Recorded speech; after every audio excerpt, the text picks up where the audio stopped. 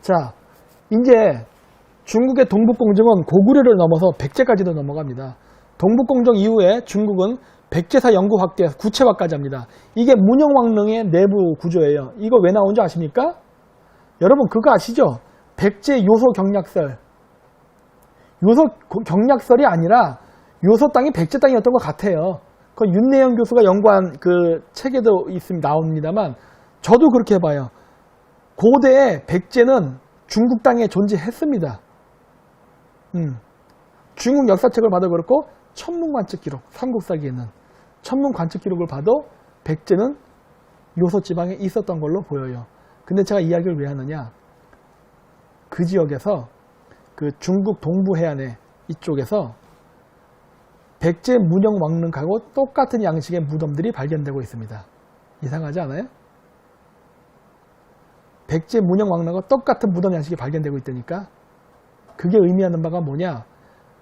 요소 지방은 단순히 근초고왕 때 그냥 잠깐 점령했던 지역이 아니라 쭉 백제 땅이었다는 소리를 하고 싶은 거예요. 그러니까 거기에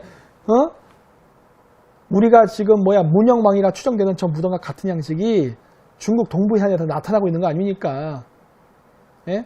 근데 우리가 그걸 스스로 부정해버리니까 어떻게 된 거예요? 중국 애들이. 이게 웬 떡이야? 그럼 백제까지 우리 땅 이래버린 거예요. 왜? 요소 백제를 한국의 강단사학자들이 인정 안 하니까 중국 애들이 먹어버린 거예요. 자, 근데 여기서 포인트가 뭐냐? 요소 백제가 존재했던 소리는 한사군이 어디 있었다는 소리예요? 요소지방이라는 소리예요. 한반도가 아니라니까요. 고구려 백제 신라가 다 중원 지역에 가깝게 있었어요.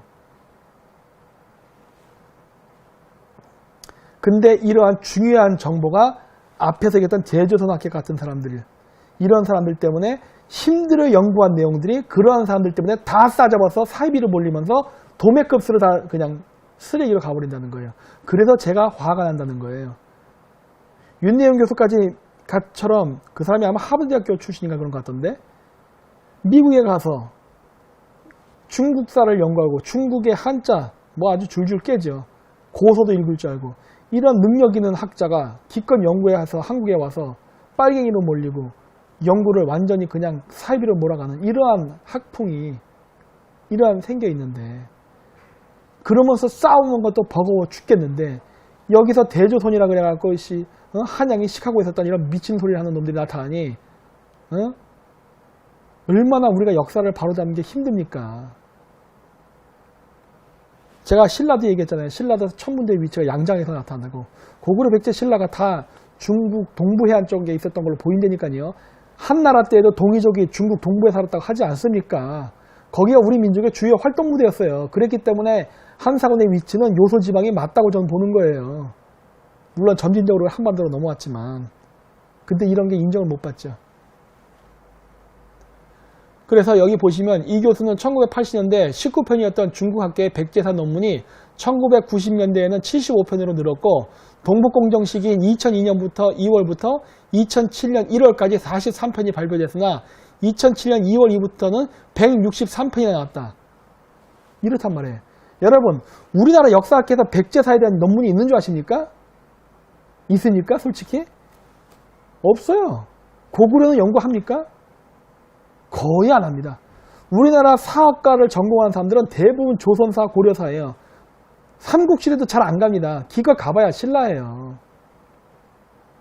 그러니 중국 역사학자들이 백제사를 연구하면서 명분 쌓기 하는 거예요. 뭔지 아십니까? 나중에 100년, 200년 흐른 다음에 보자예요. 봐라. 중국 애들이 그럴 거예요. 야, 우리는 백제사, 고구려사에 대한 논문이 10,000편이나 있다. 너희 대한민국 고구려랑 백제에 대한 논문 몇 편이나 있어? 한 3편밖에 없네? 우리 10,000편이나 있는데 왜 너희는 고구려 백제에 대한 연구를 안 하지? 그거는 너희 역사가 아니기 때문이야. 이렇게 나갈 거라고요. 이 지금 동북공정하고 있는 거예요. 고구려 역사 빼앗고 백제사까지 지금 집어넣고 있는 거라니까. 그러면 당연히 전라도 출신의 사람들은 여기에 대해서 분열이 일어나야 되죠? 안 일어나죠? 왜 안 일어납니까? 정계, 재계, 연예계, 문화계 다 중국 돈에 매수가 돼 있으니 할 리가 있나? 안 하지. 그래서 보십시오. 제가 이명박 정권 때 카자흐스탄에서 이 고대사 연구를 할 때 엄청나게 탄압받았어요. 엄청나게. 심지어 대사관으로부터도 탄압받았어요. 고대 연구를 못하게 해요. 왜? 카자흐스탄 이슬람 국가라고. 미쳐버리는 거죠, 진짜. 교회가 그렇게 제 고대사 연구를 방해했다고요. 그랬는데 지금 좌파들이 정권을 잡았단 말이에요. 그때 제가 그렇게 탄압을 받을 때 민주당 사람들한테 교류가 많았어요. 걔네들이 무슨 얘기하냐. 정권 바뀌면 고대사 연구 마음대로 할 수 있다. 김 박사님. 그래요? 보십시다. 지금 됩니까? 하나도 안 되잖아. 기껏 문재인 대통령 정권 잡고 나서 한 얘기가 뭐예요? 보시면은 문 대통령의 가야사 복원 지시에는 오랜 의지가 담겼다. 뭐 하필이면 가야사야. 어? 지금 우리가 원하는 고대사는 뭐예요? 북방의 역사라니까. 북방의 역사. 왜 남쪽 끝바닥으로 내려오냐고. 가야사를 연구한 이유가 뭐예요? 반일 감정 일으키려고. 플러스 선거랑도 관계가 있습니다. 좀 이따 제가 보여드릴게요. 자, 요 밑에 있죠? 여기. 하늘에 계신 김대중 노무현 대통령이 평생 이루고자 했던 지역주의 극복, 동서화합의 꿈 멀지 않았다고 보고드린다. 가야사 연구가. 왜? 왜 가야사 연구가 김대중 노무현의 꿈입니까? 아, 물론 그 노무현 대통령의 봉하마을이 김해에 있죠. 김해는 가야의 본산지 아닙니까? 그래서 연구하는 게 결국 좌파 논리를 만들기 위해서 가야사 연구하는 거예요. 그래서 고대사 연구 아니에요. 즉 근대사에서 이승만 박정희를 부정하는 재야사학자들이 내부적으로 정치 싸움, 역사적 정당성을 갖기 위해서 가야사를 연구하는 것이지 우리 민족의 정체성을 찾고 뭐 중국의 동북공정에 대항하기 위해서 뭐 역사 연구 이런 거 아니라니까 그러네. 우파가 정권을 잡았을 땐 그런 얘기 많이 했어요. 고구려 어쩌고저쩌고 막 했어. 근데 막상 정권 잡으니까 어떻게 돼요? 싹 씻어버리는 거예요. 왜? 중국 애들의 돈을 받고서 움직이는 애들이 어떻게 중국이 싫어하는 역사를 얘기하겠어요. 당연히 안 하지. 그래도 뭔가 하긴 해야겠고 고대사 연구를. 왜? 홍약 때 발표는 했으니까. 그러니까 기껏 한다는 게 가야사인 거예요. 왜? 김대중 노무현을 위해서. 아, 미쳐버리는 거죠. 그래서 그 김대중에 대한 거는 여기 그 뉴스타운 TV의 그 아수라가 얘기했던 김대중. 그래서 이제 김대중을 부르면 안 되지. 제갈대중. 제갈대중에서 보십시오. 참조하십시오. 이 김대중이라는 사람도 성씨가 김해김씨. 제가 김해김씨거든요. 제가 김해김씨라서 2017년 7월인가? 제가 박사학위 따고 졸업하고서 한국에 완전 귀국한 다음에 저 김수로 왕릉에 참배 갔다고. 무려 38년을 해외 생활을 했으니까 떠돌이 생활을 했기 때문에. 그래서 그 김수랑릉 허황호 이런 데 갔었거든요. 거기에 김대중인 게 딱 있는 거예요. 깜짝 놀랐어요. 아, 김대중이야? 김해김씨에? 내가 그랬다고. 김해김씨래요. 웬걸? 제갈대중이더구만. 이렇게 친중 정치인들이 우리나라 역사 안으로 파고들어가지고 마치 한국인인 척 하면서 이렇게 하는 거 저 반대예요. 왜 제갈씨가 우리나라 김해김씨에 들어와서 김해김씨인 척 합니까? 그러면서 왜 우리나라에서 이런 식으로 역사적 논쟁을 일으키고 역사 족보를 개족보를 만들려 하냐고. 난 이거 옳지 못하다고 봐요. 본인 족보 찾아가라니까. 김대중이란 말 쓰지 마요. 제갈대중? 또 다른 성씨도 있던데. 그거 알아서 하라고 본인이. 김씨는 아니잖아. 자, 이게 왜 중요하느냐. 그 고대사 논쟁이 그대로 우리나라 선거판에 연결되기 때문입니다. 이번 선거 지도 어떻습니까? 고구려 백제 가야, 고구려 백제 가야. 보이시죠? 응? 이렇게 가는 거예요, 이렇게. 얘네들이 가야사를 왜 연구하는가? 보이시죠? 이 사람들이 바라보는 고대사, 즉 재야사학자들의 고대사적 관점이 뭐냐면요. 신라의 정통성을 부정합니다. 신라 때문에 우리나라가 망했다라고 보는 게 이 사람들의 주요 핵심 관점이에요.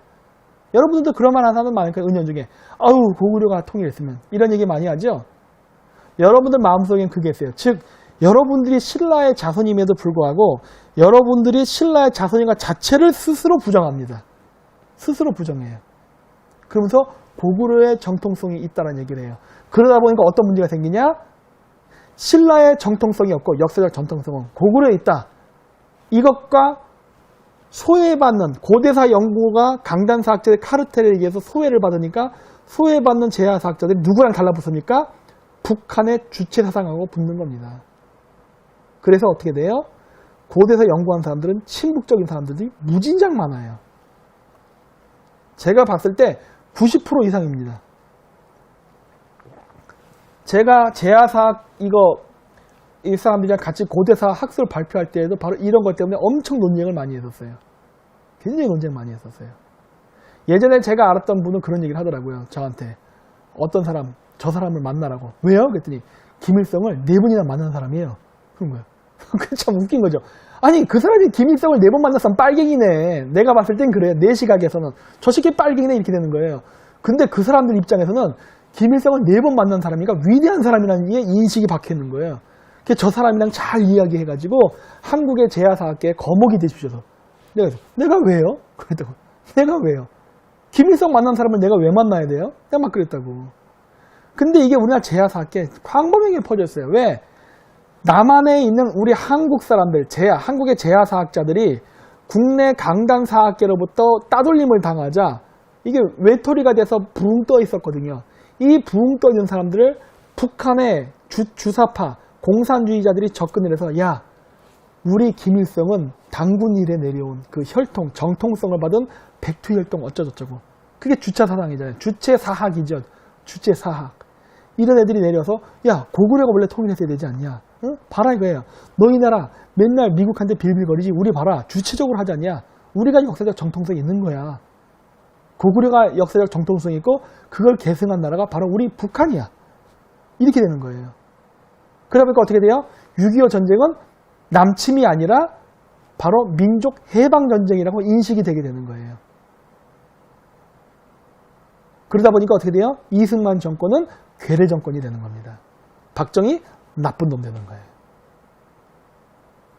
우리나라에서 고대사를 말하는 제야사학자들이 친북적이면서 반 이승만, 반 박정희적인 것은 바로 이러한 문제인 거예요. 바로 이런 문제의 원인은 남한의 강당사학자들의 밥그릇 싸움 카르텔도 원인이 되고 있으며 첫째, 두 번째, 이러한 것에 그 사상적, 그 다음에 어떤 그 경제적 박탈감으로 공허했을 때 침투했던 북한, 그 다음 남한의 자생적 방향이 주사파, 얘네들의 그 원인이 있고 세 번째가 바로 중국의 막대한 자금적 지원입니다.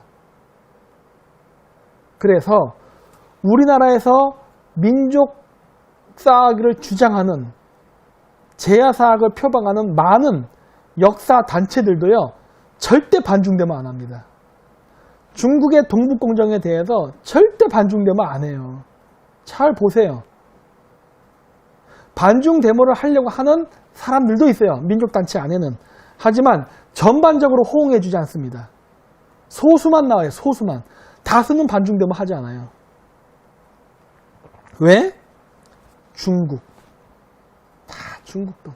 이 더러운 놈의 이 중국 돈. 중국 돈 때문에 그런 거예요. 이게. 그래서 맨날 우리나라에 애국자 코스프레하는 정치인, 나는 민족주의다라 얘기하는 역사학자들 죄다 중국 돈 받아먹고 친중행위만 해요. 그러다 보니까 뭔가 역할은 해야 돼. 그러다 보니까 어떻게 되는 거예요? 뭔가 민족주의를 강조하기 위해서 반중은 하면 안 되겠고 반일로 돌아서는 겁니다. 그래서 반일 계속 이러는 거예요. 아시겠습니까? 우리나라에서 반일 논쟁이 뜨겁게 자꾸 생기는 이유가 왜 있는지를 이 복잡한 역학관계예요.